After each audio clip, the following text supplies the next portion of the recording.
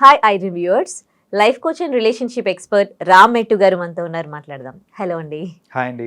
Yeah మనకి circle ఉంటుంది, friends ఉంటారు, రిలేటివ్స్ ఉంటారు. అందులో కొంతమంది అవసరం ఉన్నప్పుడే కాల్ చేయడం, అవసరం ఉన్నప్పుడే మాట్లాడడం, ఆ తర్వాత వాళ్ళు ఎప్పుడైనా ఎంజాయ్మెంట్లో ఎంటర్టైన్మెంట్లో ఉన్నప్పుడు కనీసం గుర్తు కూడా చేసుకోకపోవడం చేస్తూ ఉంటారు.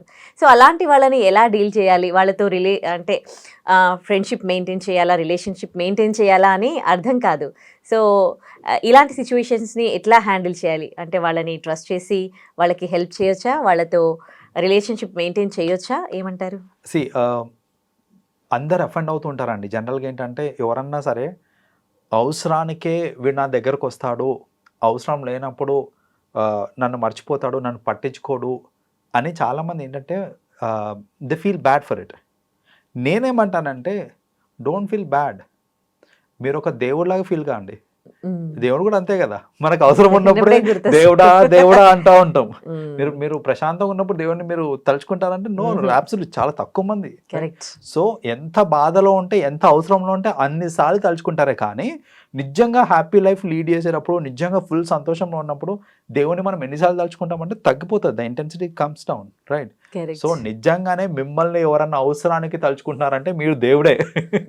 సో అలా పాజిటివ్గా థింక్ చేసి దాన్ని మీరు అలా తీసుకోవాలి తప్ప అవసరానికే వీడు నాకు కాల్ చేస్తాడు అని ఇరిటేట్ అయిపోకూడదు అన్నమాట అక్కడ. So first thing is stay positive. Second, వాళ్ళు అవసరానికే మాట్లాడుతున్నారు. కొందరు ఎట్లా అంటే ఎప్పుడో ఎలా కొందరిని ఐడెంటిఫై చేయడం కూడా కష్టం, వీళ్ళు అవసరానికి మాట్లాడుతున్నారా ఏంటి అనేసి.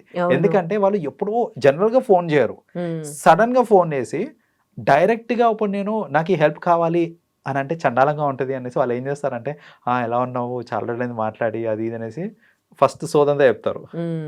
చెప్పిన తర్వాత కొందరు అదే కాల్లో ఇమ్మీడియట్గా అడిగేస్తారు. కొందరు ఏంటంటే ఏం లేదు, it was a casual call అని చెప్పేసి ఆ రోజుకి కాల్ కట్ చేసి మళ్ళీ నెక్స్ట్ డే కాల్ చేస్తారు.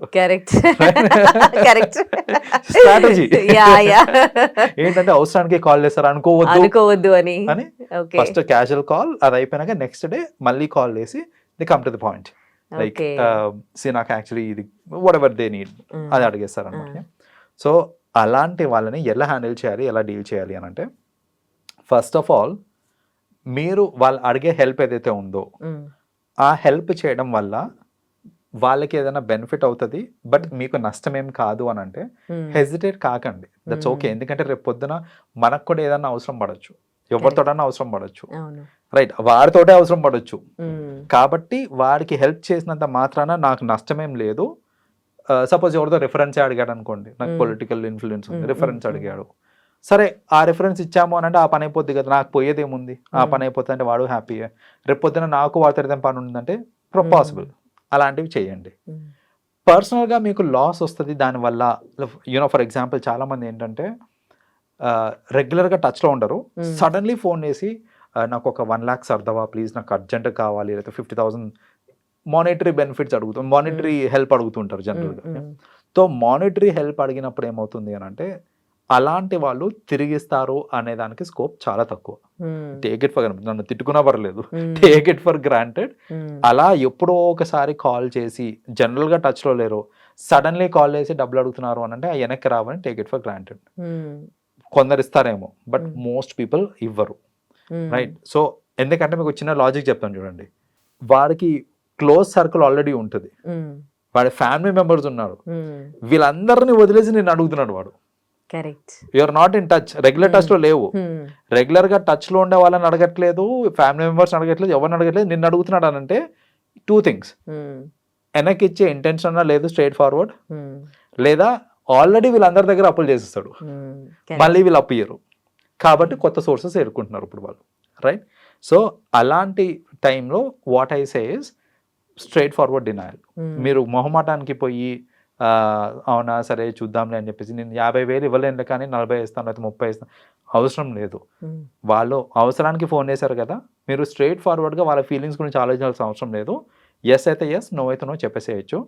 వాళ్ళు ఏమనుకుంటారు అని మీరు ఆలోచించాల్సిన పని లేదు. ఎందుకంటే అడిగేటప్పుడు వాడు అనుకున్నాడా సడన్గా ఫోన్ చేసి నేను ఇప్పుడు నేను హెల్ప్ అడిగితే వాళ్ళు ఏమనుకుంటారో అని వాళ్ళు ఆలోచించారో, ఆలోచించలేదు. మీరు కూడా ఆలోచించకండి, అవసరం లేదు. సో అనవసరంగా చాలా మంది ఏంటంటే నో చెప్పలేక వాళ్ళు ఫీల్ అవుతారేమో అని ఆలోచించి అని చేస్తూ ఉంటారు. సో మీ దగ్గరికి ఎవరన్నా సరే అవసరానికి మాత్రమే వస్తున్నారు అనుకోండి, వాళ్ళ దగ్గర యూ కెన్ బీ ఓపెన్. మీతోని కాదది, లేదా ఇలాంటి డబ్బులు ఏమైనా పోయినా పర్వాలేదంటే హెల్ప్ చేసుకోండి, మీ ఇష్టం అది. కానీ మీకు ఆ డబ్బు ఇట్స్ వాల్యుబుల్ అని అనుకున్నప్పుడు కనుక మొహమాటం లేకుండా నో చెప్పేయచ్చు అనమాట. సో ఇలాంటి వాళ్ళని ఇలా హ్యాండిల్ చేయాలి. అంతేగాని అలాంటి వాళ్ళని మళ్ళీ మనం నెగటివ్గా కూడా చూడాల్సిన అవసరం లేదు. ఆయనకి అవసరం వచ్చి అడిగాడు, మీరు సహాయం చేస్తారా చేయండి, లేదా వద్దు వదిలేసేయండి. అంతేగాని నలుగురికి వాడు కాల్ చేశాడు, అవసరానికే కాల్ చేశాడని చెప్పి చాడీలు చెప్పి అనవసరం మనకు అదంతా. సో అనవసరంగా we don't have to get into all that stuff. ఈ మధ్య కాలంలో ఎక్కువగా అంటే పెళ్ళైన వాళ్ళు కూడా తొందరగా మళ్ళీ ఇంకొక రిలేషన్షిప్లోకి వెళ్ళిపోతూ ఉన్నారు. అంటే అంత మంచి ఫ్యామిలీ లైఫ్ లీడ్ చేస్తూ వాళ్ళు కూడా ఎందుకు అట్లా ఎక్కడ వీళ్ళు డీవియేషన్కి ఎఫెక్ట్ అవుతూ ఉన్నారు, ఎక్కడ అట్రాక్ట్ అవుతూ ఉన్నారు, అంతగా వాళ్ళని ఒక రిలేషన్షిప్ కాకుండా అట్రాక్ట్ చేసే అంశాలు మీరేం చూస్తూ ఉన్నారు? మన దగ్గరకు వచ్చే కేసెస్, మోస్ట్ కేసెస్లో డీవియేషన్స్ అనేది జరుగుతూ ఉంటాయండి. లైక్ ఆల్మోస్ట్ ఆల్ ది ఫీల్డ్స్లో డీవియేషన్స్ జరుగుతూ ఉంటాయి. బట్ యాక్చువల్ సోర్సెస్ ఎక్కడ డీవియేషన్కి సోర్సెస్ ఎక్కడ ఉంటాయి అని అంటే, ప్రైమరీ సోర్స్ వచ్చేసి ఫిట్నెస్ అండి. సో ఫిట్నెస్ కోసం ఏంటంటే మనం ఒక జిమ్కి వెళ్ళటము, లేకపోతే యోగాకి వెళ్ళటము, అట్లా డైలీ మార్నింగ్ వెళ్తూ ఉంటాము. వెళ్ళినప్పుడు అక్కడ ఏమవుతుంది అని అంటే, ఆబ్వియస్లీ ఆ ఫిజికల్ ఫిట్నెస్ ట్రైనర్స్ ఎవరైతే ఉంటారో వాళ్ళ ట్రైనర్ అంటే ఖచ్చితంగా వాళ్ళు ఫిట్గా ఉంటారు కదా obviously. So it is natural tendency that ఫిట్గా ఉన్న వాళ్ళు, ఫిజికలీ అట్రాక్టివ్గా ఉన్న వాళ్ళకి మనం అట్రాక్ట్ అవ్వడం అనేది ఇట్స్ కామన్, రైట్? సో అలా వాళ్ళు ఏంటంటే ఫిజికలీ ఫిట్ ఉండి అట్రాక్టివ్గా ఉండేసరికి జనరల్గా డీవియేషన్ అక్కడ వస్తూ ఉంటుంది అనమాట. ఏంటంటే ఇట్లా ఫిట్నెస్ ట్రైనర్స్ ఎవరైతే ఉంటారో వాళ్ళకి అట్రాక్ట్ అవ్వడము. I'm not talking about every one who goes to gym, అయితే వెళ్ళిన ప్రతి వాళ్ళు అలా అట్రాక్ట్ అయిపోతారని చెప్పట్లేదు నేను. బట్ మన దగ్గరకు వచ్చే కేసెస్లో నేను అబ్జర్వ్ చేసినది ఏంటంటే, మోస్ట్ ఆఫెన్ వాళ్ళు అట్రాక్ట్ అయ్యేది ఫిట్నెస్ ట్రైనర్స్కి ఎక్కువ మటుకు ఉంటారు అనమాట. దట్ ఈస్ వన్ సోర్స్ అండి. ది అదర్ సోర్స్, ఇది ఐరనీ, అసలు నోబడి ఈవెన్ ఎక్స్పెక్ట్స్. ఇదేంటంటే టీచర్స్ ఆర్ లెక్చరర్స్ మన దగ్గరికి వచ్చే కేసెస్లో, నేను ఇందాక చెప్పిందంతా ఎవరు జనరల్గా హౌస్ వైఫ్స్ లేకపోతే కాలేజ్ స్టూడెంట్స్, వీళ్ళందరూ జనరల్గా ఏంటంటే ట్రైనర్స్కి అట్రాక్ట్ అవుతూ ఉంటారు. That's okay. ఈ లెక్చరర్స్ ఉంటారు చూడండి, ట్యూటర్స్ కానీ లెక్చరర్స్ కానీ లేకపోతే టీచర్స్, వీళ్ళకి జనరల్గా 9th క్లాస్ 10th క్లాస్ ఇంకా ఇంటర్మీడియట్ డిగ్రీ స్టూడెంట్స్ ఉంటారు చూడండి, ఆ 9th క్లాస్లో స్టార్ట్ అయ్యి డిగ్రీ వరకు ఈ ఏజ్ గ్రూప్లో ఉండే అమ్మాయిలు కానీ అబ్బాయిలు కానీ జనరల్గా they get attracted to their teachers అనమాట. రైట్. ఇప్పుడు మనకి కొన్ని కేసెస్ బయటకు కూడా వచ్చినాయి మనకి. If you know like couple of students ఏంటంటే టీచర్ తోటి రిలేషన్షిప్ పెట్టుకోవడము, like male student with female and the vice versa as well. So అలా I have seen a lot of things.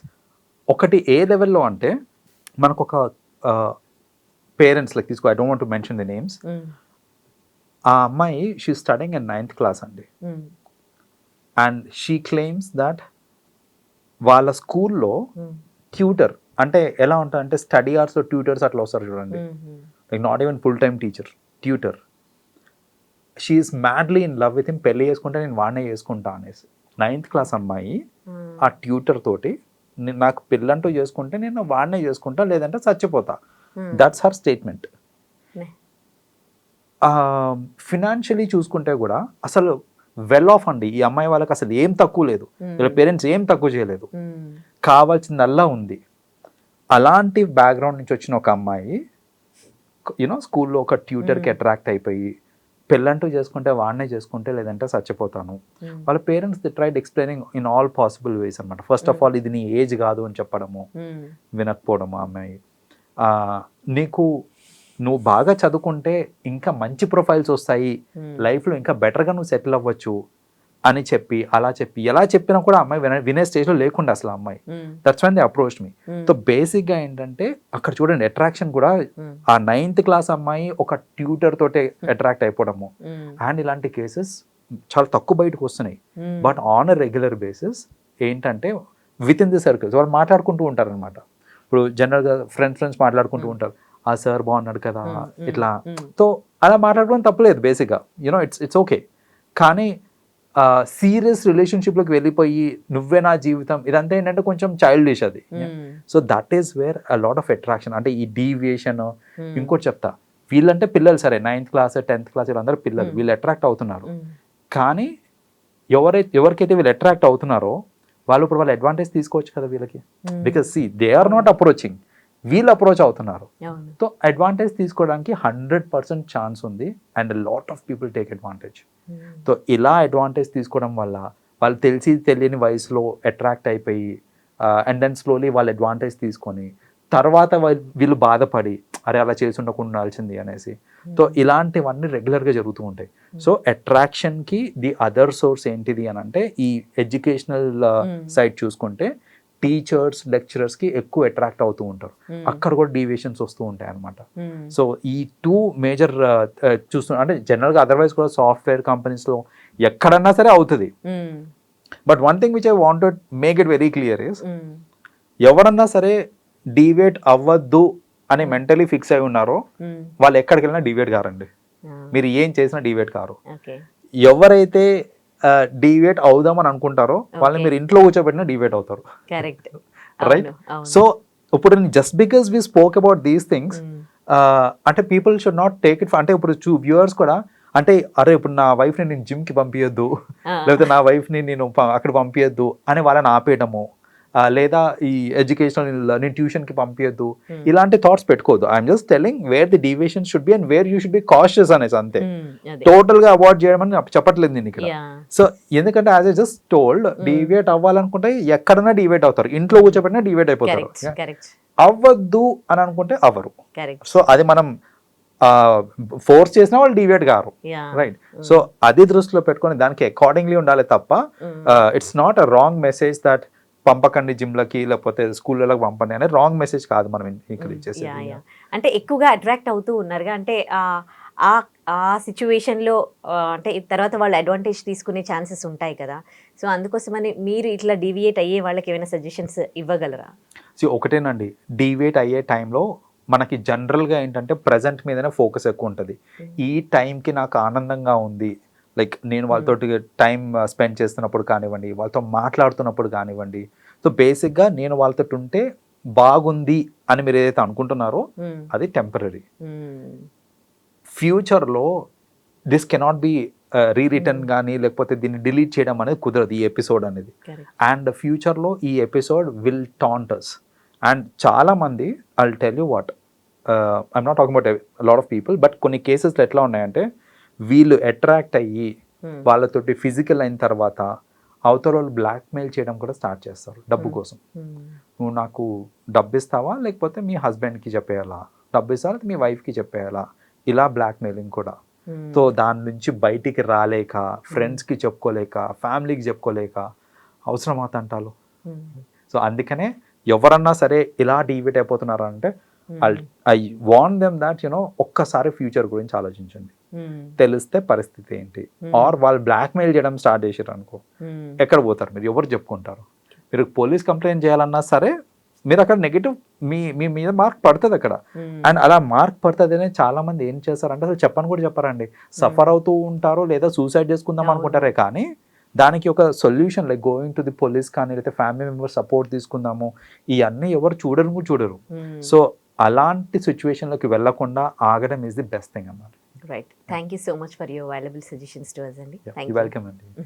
And for more videos, please subscribe to iDream. Please subscribe to iDream. Please subscribe iDream. And please subscribe to iDream. For more videos, subscribe to iDream. please like, share and subscribe to the channel. Congratulations, iDream. Subscribe to iDream. Subscribe to iDream. So subscribe to iDream Media. iDream ki iDream team andarki huge congratulations. Please subscribe iDream Media. Please subscribe to iDream. Subscribe iDream. Please subscribe to iDream. iDream అంటే నా కళల ఛానల్ను subscribe చేసుకున్న నోరు తిరుగుతలేదు, మీరైతే గంట గుర్తు కొట్టండి. For more such videos, please subscribe to iDream. Subscribe to iDream. Please subscribe to iDream. Please subscribe iDream Media. Please do subscribe to iDream. Please subscribe to iDream Media. For best entertainment and information, please subscribe iDream. And don't forget to subscribe to iDream.